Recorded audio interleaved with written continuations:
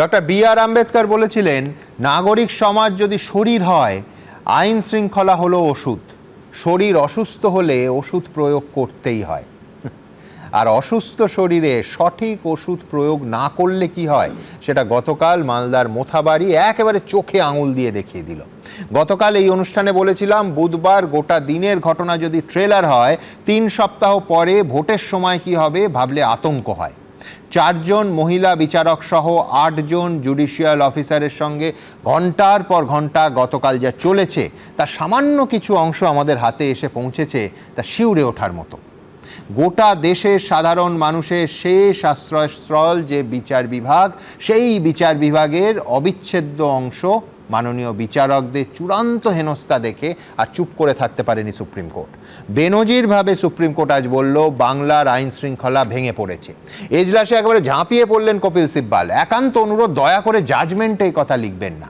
কিন্তু সুপ্রিম কোর্টের প্রধান বিচারপতি আজ স্পষ্ট ভাষায় বললেন, আপনাদের রাজ্যে সব কিছুতেই রাজনীতি। প্রধান বিচারপতি আজ আরও বললেন যে বিচারকদের মনোবল ভাঙতে এটা পরিকল্পিত হামলা। 7 পাতার অর্ডারে লেখা হয়েছে calculated, well planned and deliberate act. আর কে সব করিয়েছে সব আমরা জানি। আজ অবশ্যই প্রথম বক্তা জয়ন্ত নারায়ণ চট্টোপাধ্যায়। দেশের সর্বোচ্চ আদালতে চূড়ান্ত করা অবস্থান তো বটেই, কিন্তু প্রধান বিচারপতির বেঞ্চ আজকে যা বলল, সেটা কতটা তাৎপর্যপূর্ণ জয়ন্ত? সুমন, তোমার এই অনুষ্ঠানে আমি এসে বলেছিলাম যে বিচারকদের দিয়ে এসআইআর এর কাজ করালে তারা আক্রমণের লক্ষ্যবস্তু হবেন। আমি খুব কষ্ট পাচ্ছি যে আমার কথাটা মিলে গেছে, তবে এত তাড়াতাড়ি মিলে যাবে এটাও আমি ভাবিনি। মনে রাখতে হবে, মহামান্য সুপ্রিম কোর্টের নির্দেশে তারা এই কাজ করছিলেন। আজকে সুমন, মহামান্য সুপ্রিম কোর্ট যা বললেন তা ভয়ঙ্করভাবে তাৎপর্যপূর্ণ। এতদিন আমরা বলতাম যে আইন শৃঙ্খলা ভেঙে পড়েছে, কেউ কেউ প্রতিবাদ করতেন। সাধারণ মানুষ বলতেন আইন শৃঙ্খলা ভেঙে পড়েছে, কেউ কেউ প্রতিবাদ করতেন, তাদের মারধর করা হতো।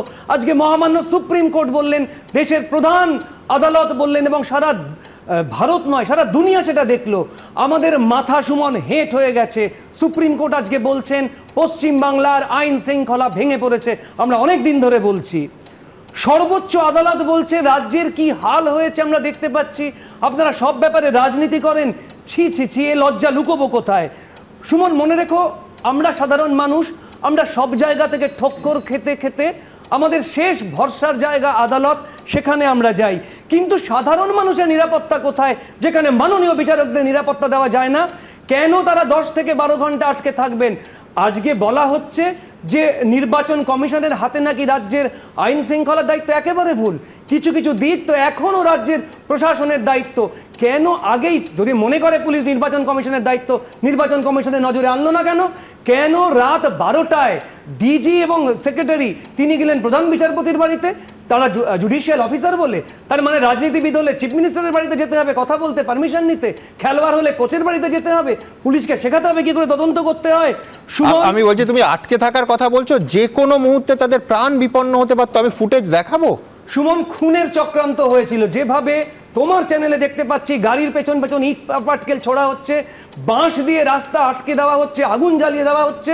মহিলা বিচারকদের কথা বাদ দাও, তোমার চ্যানেলে আত্মচিৎকার শুনতে শুনতে গায়ের ভেতরটা কেঁপে উঠছিল। পুরুষদের কি অবস্থা? তাদের বাড়িতেও তো মা বাবা রয়েছেন, সন্তান রয়েছেন। মাথা হেঁট হয়ে যাচ্ছে এই ভেবে যে এই বিচারকরা 22 তারিখ বলেছিলেন যে এখানে প্রপার অ্যাডজুডিকেশন সম্ভব নয়, আমরা নিরাপদে কাজ করতে পারছি না, মালদায় হেডকোয়ার্টারে প্রপার লজিস্টিক্স দিয়ে আমাদের পাঠানো হোক। কই শোনা হয়নি তো? নির্বাচন কমিশন আপনারা ব্যর্থ, তারপরে প্রশাসনও কোনো দায়িত্ব নেয়নি। সুমন, কেন ঘটলো বলো তো? কারা করলেন? মহামান্য প্রধান বিচারপতি বলছেন আমরা জানি কারা করেছে। কি লজ্জার কথা! কে বলেছিলেন মহিলাদের সামনে এগিয়ে দিন, হাতা খুন্তি নিয়ে এগিয়ে আসুন? কে বলেছিলেন? সুপ্রিম কোর্টও তো বলছেন আমরা জানি কারা উস্কানি দিয়েছে। আজকে পশ্চিমবঙ্গে আইনের শাসন প্রশ্নের মুখে। আমি প্রশ্ন করছি, হাইকোর্ট জানতেন না? হাইকোর্টে একজন মাননীয় বিচারপতির ঘরের বাইরে পোস্টার পড়েনি, বয়কট করা হয়নি তার এজলাস, মাটিতে তার ছবি ফেলে মারানো হয়নি? মহামান্য বিচারপতিরা কি করেছেন? কেন তখনই তাদের গ্রেপ্তার করা হলো না? সুমন, অনেক কথা রয়েছে। তার মধ্যে তোমার যেহেতু অনুষ্ঠানে আমি ডাক পেয়েছি, আমি এই রায়ের কিছু কিছু জায়গা বঙ্গানুবাদ করে এনেছি, একটু বলতে চাইব। আজকে মেনকা গুরুস্বামী, আমি কালকে বলেছিলাম আগের দিনে, যে কত টাকা ব্যয় করে এই উকিলদের কাজে লাগানো হয়, এবং এই ডামি কেস তারা হাজির হয়ে গেছেন। তারা বলছেন সব স্থানীয় অফিসারদের তো বদলি করে দিয়েছে, কে প্রোটেকশন দেবে? মহামান্য বিচারপতি হেসে বলেছেন যে পুলিশ প্রশাসনদের দায়িত্ব দেওয়া হয়েছে, তাদেরও তো সজাগ থাকা দরকার ছিল। তারা কি করছিল? রাত 12টায় ডিজি এবং হোম সেক্রেটারি প্রধান বিচারপতির বাড়িতে যান আটকাবার জন্য। এতক্ষণ তারা কি করছিলেন? হাইকোর্টের প্রধান বিচারপতি নির্দেশ দেবার পরে তারা ছাড়াতে গেলেন, তাদের কোনো দায়িত্ব ছিল না। আজকে একটা খুন হতে দেখবেন পুলিশ কর্মীরা, আজকে তারা বলবেন সব নির্বাচন কমিশনের দায়িত্ব, আমরা কিছু করব না। সিবিআই তদন্তের নির্দেশ দিয়ে মহামান্য প্রধান বিচারপতি বলেছেন সব থেকে দুর্ভাগ্যজনক হলো আমাদের রাজ্যে সব কিছু নিয়ে রাজনীতি হয়। আর একটা কথা বলেছেন যে এনারা হলেন আমাদের বাহু, এই মাননীয় বিচারকরা হলেন আমাদের এই বাহু, আমাদের নির্দেশে তারা কাজ করছেন। তাদের ওপর যখন আক্রমণ হলো তা কিন্তু আদালত অবমাননার শামিল। মহামান্য প্রধান বিচারপতি বলছেন আমরা কি জানি না ভাবেন যে কে ঘটিয়েছে এই ঘটনা? মাননীয় অ্যাডভোকেট জেনারেলকে উল্লেখ করে তিনি মন্তব্য করেছেন আমরা সব জানি।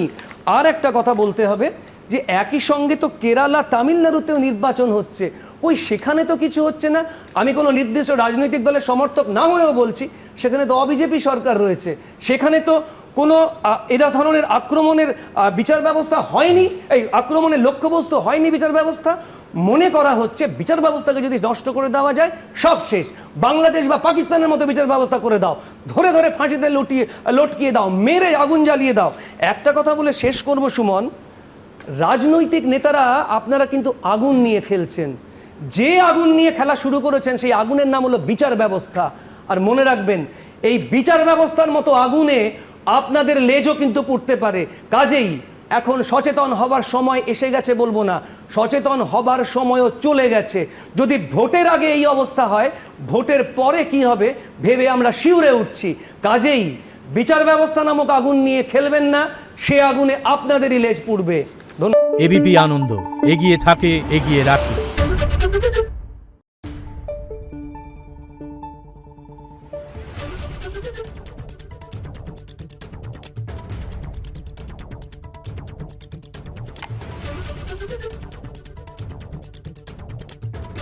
Thank you.